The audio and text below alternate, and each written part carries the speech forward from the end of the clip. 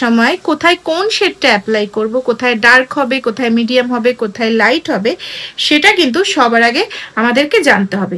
চলো তাহলে তোমাদেরকে বলে দিই কোথায় কোনটা করবে। তো এই যে পুরো তোমরা যে চোখের একটা ফটো দেখতে পাচ্ছ, তো এখানে যেটা রয়েছে সেটা হচ্ছে পুরো আইয়ের লিডে তোমরা কোথায় কোন কালারটা অ্যাপ্লাই করবে সেটার জন্য। তো সবার প্রথমে জেনে নিই কোথায় কোন কালারটা অ্যাপ্লাই করব। ফার্স্টে আমরা যে এই যে ক্রিজ লাইনটা, এই ক্রিজে যেটা আমরা ব্লেন্ড করি সেটাকে আমরা বলি ট্রানজেকশন ব্লেন্ডিং কালার, মানে ট্রানজেকশন কালার আমরা এটাকে বলি। দেন এই যে চোখের মানে নাকের শুরু থেকে এই যে চোখের যে শুরুর জায়গাটা, এটাকে আমরা, এটা হচ্ছে 1 নাম্বার, এটাকে আমরা বলে থাকি ইনার কর্নার। তো সেই ইনার কর্নারে আমরা কি কালার অ্যাপ্লাই করব, সেটা আমরা করব হচ্ছে লাইট বেস কালার, মানে একদম লাইট বেস কালারটা অ্যাপ্লাই হবে ইনার কর্নারে। দেন 2 নাম্বার হচ্ছে মিডিয়াম শেড, মানে আমাদের আই বলটা যেখানে, সেখানে আমরা অ্যাপ্লাই করব হচ্ছে মিডিয়াম শেড।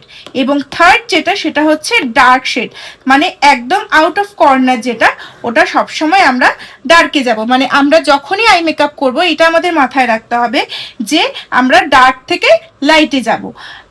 মানে আমরা যখন এখানে আমাদের আউট অফ কর্নারে যখন আমরা কোনো কালার অ্যাপ্লাই করব, সেই কালারটা হবে একদম ডার্ক কালার।